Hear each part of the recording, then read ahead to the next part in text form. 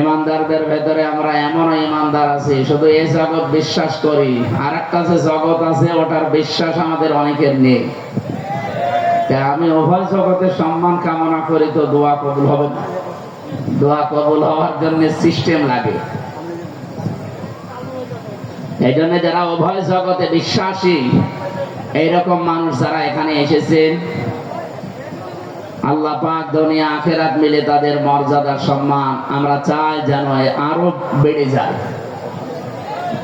এই কথা বলা যাবে না ভাই। যে আয়াত দিয়ে সম্মানের কথা জানালাম, এই আয়াতটা পরিচিত না অনেকের? সূরা আলাম নাসরার ভেতরে আছে 4 নাম্বার আয়াত, ওয়ারাফা'না লাকা যিকরাক। যদিও এই লাকা দিয়ে বিশ্বনবী মুহাম্মদুর রাসূলুল্লাহকে আল্লাহ উদ্দেশ্য করে জানিয়েছে, হে নবী, আমি কি আপনার নামকে সম্মান মর্যাদাকে উপরে তুলি না? কত উপরে তুলেছি, আমার নাম যেখানে সেখানে আপনার নাম আমি লিখে দিয়েছি। আমাদের আদি পিতা হযরত আদম আলাইহিস সালাম, আপনারা জানেন এই পৃথিবীতে 350 বছর পর্যন্ত তিনি কেঁদেছিলেন, তো মাপ পাননি। তিনি যখন 350 বছর পরে বললেন, আল্লাহ মুহাম্মদুর রাসূলুল্লাহর ওসিলায় আমাকে মাফ করে দাও, আল্লাহ মাফ করে দিয়েছিলেন। কিন্তু প্রশ্ন করেছিলেন যে এই নাম তুমি জানলে কি করে, কোথায় পেয়েছো এই নাম? হযরত আদম বলেছিলেন, আল্লাহ যেদিন জান্নাত থেকে তুমি আমাকে বের করে দাও, আমি জান্নাত থেকে বিদায় নেওয়ার সময় জান্নাতের মেন গেটের উপরে তোমার নামের পরে এই নামটা লেখা ছিল, আমি দেখেছিলাম, লা ইলাহা ইল্লাল্লাহু মুহাম্মাদুর রাসূলুল্লাহ। আমি মনে করলাম যে এই নামটা দামি নাম হবে, অবশ্যই তোমার নিকটবর্তী কেউ হবে, নয়তো তোমার নামের পাশে এই নামটা থাকতো না। আল্লাহ ওই দিন তার মর্যাদা জানিয়েছিলেন যে এটা তোমারই সন্তান হবে, এটা পৃথিবীর শ্রেষ্ঠ মানুষদের একজন। বাদজাকুম মিনাল্লাহি নূরুন ওয়া কিতাবুম মুবিন। এই আয়াত দিয়ে অনেক মানুষ দলিল দিতে চায় নবীজি নূরের তৈরি ছিল এই দিকে। এখান থেকে কয়েকটা শিক্ষা আমরা বের করতে পারি। বলেন তো, আল্লাহ জিজ্ঞাসা করার জবাব দিলেন কি, যে এই লোকটার ওসিলা দিয়ে যে তুমি মাপ চাইলে, এই লোকটাকে তুমি এখনো জানো না, লোকটা তোমার সন্তান, এ দুনিয়াতে তোমার পরে যাবে। কি বুঝলেন এখান থেকে? আদম আলাইহিস সালাম অনেকে জিন ছিলেন না ফেরেশতা ছিলেন? মানুষ। বলেন না কেন? আরো জোরে বলেন। আর মানুষ আল্লাহকে দিয়ে বানিয়েছে, এটা আমরা সবাই জানি। কোরআনে কারিমে আল্লাহ বহুবার এ তথ্য দিয়েছে, ইন্নী খালিকুম বাশারাম মিন তিন। অবশ্যই আমি মানুষ বানিয়েছি মাটি থেকে। সুতরাং সরাসরি আমরা আয়াত থেকে সূরা সওয়াদের ভেতরে পাবেন, 23 নাম্বার পারা 16 নাম্বার পৃষ্ঠা 5 নাম্বার লাইনে আছে, 71 নাম্বার আয়াত সম্ভবত। আল্লাহ তাআলা জানিয়েছেন অবশ্যই আমি, এটা শেষের অংশে আছে, আবার প্রথমে খুঁজলে পাবেন না, শেষের দিকে আছে, ইন্নী খালিকুম বাশারাম মিন তিন। অবশ্যই আমি বানিয়েছি মানুষ মিন তিন, মাটি থেকে। এখানে যেহেতু আদম আলাইহিস সালাম উদ্দেশ্য, এজন্য পৃথিবীতে একটা মানুষকে আল্লাহ শুধু বানিয়েছেন মাটি দিয়ে, আমাদের আদি পিতা যিনি। তাছাড়া দুনিয়ায় আর কাউকে আল্লাহ সরাসরি মাটি দিয়ে বানাননি, বানিয়েছেন মাটির নির্যাস দিয়ে। আর মাটি বানিয়েছেন কমপক্ষে 10টা জিনিস দিয়ে। আপনি মাটি গবেষণা হয় যেখানে সেখানে মাটি নিয়ে যাবেন, দেখবেন 10টা জিনিস ওরা বের করে দেবে। অক্সিজেন দেবে, আয়রন দেবে, সিলিকন দেবে, এরকম অ্যালুমিনিয়াম দিবে, ম্যাগনেসিয়াম দিবে, পটাশিয়াম দেবে, এরকম 10টা জিনিস আমরা পাই। আর এখান থেকে বুঝলাম পৃথিবীতে একমাত্র মাটি দিয়ে বানিয়েছে আদম নবীকে। আমাদের এই জন্যে আদি পিতা বা একেবারে প্রথম বাবার নাম জিজ্ঞাসা করলে কি বলা হয়? এ পর্যন্ত বুঝেছেন কিনা বলেন? আমাদের আদি পিতা প্রথম বাবার নাম কি? বলেন বলেন। আল্লাহ যে ওনাকে বললেন, হে আদম, যার নাম নিয়ে ক্ষমা চাইলে আমি ক্ষমা করে দিলাম, ওইটা তোমার সন্তান হবে এবং তোমার পরবর্তীতে যাবে। আমার প্রশ্ন হচ্ছে, বাবা যদি মাটির তৈরি হয়, ছেলে হবে আগুনের? কমন সেন্স কি বলে আপনার? কুল ইন্নামা আনা বাশারুম মিসলুকুম, হে নবী আপনি বলেন আমি তোমাদের মতোই মানুষ। ইউহা ইলাইয়া, পার্থক্য এতটুকু আমার প্রতি ওহী আসে, তোমাদের প্রতি আসে না, এতটুকু আছে। কিন্তু আমার বাবা যেহেতু আদম, বাবা যদি মাটির হয় ছেলে কোনোদিন আগুনের হয় না, তাহলে তো সিস্টেম পাল্টিয়ে যায়। প্রথম এই কথা থেকে এই তথ্য নেওয়ার পরেও কিছু মানুষ, আমি যে আয়াত পড়লাম কদ জাআকুম মিনাল্লাহি নূরুন ওয়া কিতাবুম মুবিন, এই আয়াত দিয়ে দলিল দিতে যায়। বিশেষ করে এটা চট্টগ্রাম বিভাগে, সিলেট বিভাগে এগুলো তারা যারা গরম সুন্নি ঠান্ডা সুন্নি এরা এই আয়াতটা নিয়ে আসতে চায়। আপনি যদি একটু কোরআন শরীফ বুঝে পড়েন, চিন্তা ভাবনা নিয়ে পড়েন, তাহলে এই প্রশ্নের উত্তর কিন্তু এই আয়াতে আছে। আল্লাহ বলেন অবশ্যই আমার পক্ষ থেকে তোমাদের কাছে এসেছে একটা নূর, স্পষ্ট কিতাব। আল্লাহ শব্দ দিলেন দুইটা, অর্থ দিলেন একটা। অবশ্যই আমার পক্ষ থেকে তোমাদের কাছে একটা কিতাব এসেছে স্পষ্ট। নূর নাম দিলেন, নূর দেওয়ার পরে তিনি ব্যাখ্যা করলেন যে নূরটা হচ্ছে স্পষ্ট। এখন আমরা এখানে তাফসীর করতে গিয়ে অনেকে হয়তো ভুল করি অথবা জেনে শুনে কোনো দিকে ডাইভার্ট হয়ে যায়।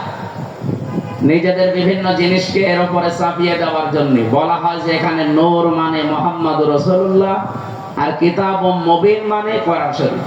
না, এই জিনিস দুইটাই এক, তার প্রমাণ পরের আয়াতে আল্লাহ নিজে দিয়েছেন। এটা সূরা মায়েদার 15 নম্বর আয়াত। এর পরের আয়াতে দেখেন দুইটা জিনিস এসে এক, তার প্রমাণ আল্লাহ দিচ্ছে। এদিকে তাকান, আল্লাহ পাক বলেন ইয়াহদি বিহিল্লাহ, এইটার দ্বারাই আমি হেদায়েত করি, পথ দেখাই। যেহেতু আল্লাহ এখানে ইয়াহদি বিহি এই শব্দটা আল্লাহ বহু বচন দেননি, দ্বি বচন দেননি, এক বচন দিয়েছেন। মুফাসসিরিন ইকরাম, আমি যত তাফসীর পড়েছি সব মুফাসসির এই বিহি দিয়ে ওই আগের দুইটা নাম একটা জিনিস এইটাই বুঝিয়েছেন। আল্লাহ বলেন আমার পক্ষ থেকে অবশ্যই তোমাদের কাছে নূর যাবে, স্পষ্ট কিতাব যাবে। তাহলে নূর ও যা, স্পষ্ট কিতাবও তা, তার নাম কোরআন শরীফ। তার নাম কি বলেন বলেন? এতটুকু শেষ করেননি আল্লাহ, এ পর্যন্ত বললে আমাদের বিভ্রান্ত হওয়ার সম্ভাবনা থাকতো। এজন্য আল্লাহ ব্যাখ্যা করছেন ইয়াহদি বিহিল্লাহ। এখানে ফাইল কর্তা সরাসরি আল্লাহ নিজে। আল্লাহ বলেন আমি এইটার দ্বারাই হেদায়েত করি। আর আমরা সবাই জানি পৃথিবীতে হেদায়েত দেওয়ার একচ্ছত্র মালিকানা কোরআনের। আল্লাহ মানে কি? আল্লাহ কথা তো কোরআন। এই পৃথিবীতে কোরআনকে আল্লাহ হেদায়েত দেওয়ার মতো ক্ষমতা দিয়েছেন, তাছাড়া আর কাউকে দেয়নি। এমনকি নবীজির হাতে আল্লাহ হেদায়েত ছেড়ে দেয়নি। যদি থাকতো নবী নিজের চাচাকে দিত। শুধুমাত্র হেদায়েত দেওয়ার ক্ষমতা আছে কার? আরে কোরআন শরীফ কার? এজন্য যালিকাল কিতাবু লা রাইবা ফিহি, যে কিতাবের আগে আলিফ লাম দিয়ে আল্লাহ নির্দিষ্ট করে দিয়েছেন একটাই মাত্র কিতাব দুনিয়ায় পাঠালাম যেটা মানুষকে হেদায়েত দিতে পারে। এবার আসেন আর মূল কথায় যেতে চাই। যেহেতু পৃথিবীর একখানা কিতাব আছে মানুষকে হেদায়েত দিতে পারে, আর কেউ পারে না, সেই হিসাবে আল্লাহ কিতাবের নাম এখানে নূর বলার পরে আবার উল্লেখ করেছেন ওয়া কিতাবুম মুবিন। ওই নূরটাই হচ্ছে স্পষ্ট কিতাব। কোরআন শরীফের তাফসীরে এটা হচ্ছে মাযহারের ভেতরে আছে 55টা নাম পাবেন আপনি কোরআনের। 55টার ভেতরে 5 নাম্বার নাম আপনি এইটা পাবেন। আমি 55টায় নাম পড়ে দেখেছিলাম। কোরআনের নাম হচ্ছে আল কোরআন, আল ফুরকান, আল কিতাব, আন নূর, আত তানজিল। এভাবে একটা একটা করে আপনি নাম পাবেন 55টা। যেহেতু কোরআনের নাম আমার আল্লাহ নিজে নূর দিয়েছেন, আর এই কোরআনের বরকত অথবা এই কোরআনের পরিস্থিতি আমাদের কাছে আরো স্পষ্ট করার জন্য পরবর্তী শব্দে আল্লাহ কিতাবুম মুবিন লাগিয়েছেন। আমাদের এই রাজশাহী, খুলনা, রংপুর এই সমস্ত বিভাগে যেহেতু সমস্যা একটু কম এই শব্দ নিয়ে, তারপরেও স্পষ্ট করছি নবীজি নূরের তৈরি বললে তার সম্মান বাড়ে না, আরো কমে যায়। বাবা যেটা আপনি সন্তানকে ওইটা বলে চালাবেন। বিশ্বনবী মুহাম্মদ রাসূলুল্লাহ, এখান থেকে আপনি প্রমাণ আজকে পেলেন। ইয়াহদি বিহিল্লাহ, এই বিহি এক বছর, এজন্য পৃথিবীতে কোরআন শরীফ হচ্ছে নূর, আর মুহাম্মদ রাসূলুল্লাহকে আল্লাহ নূর দিয়ে বানিয়েছেন। এই আয়াত দিয়ে দলিল দিয়ে আপনি একটা পাগল। তাহলে বিহি আল্লাহ দিত না, বিহি মা দিত, যে নবীজি এবং কোরআন শরীফ এই দুইটা দিয়ে আমি হেদায়েত দান করি। বিহি মা দিল না কেন? আমি আলেমদেরকে বলছি যারা একটু লেখাপড়া করেন, এই আয়াতটা নিয়ে বাড়ি যারা চিন্তা ভাবনা করবেন। আমার তো মাথা ছোট, ভুল হতে পারে। যাদের মাথা বড় বড় আছে, যে বড় মাথায় আর আছে, যে এক হুজুর বসে আছে না, কি যেন গোলাম রব্বারি, কি মাথা দেখেছে? আমার মনে হয় দুই মাথা মিলে ওনার মতো হবে।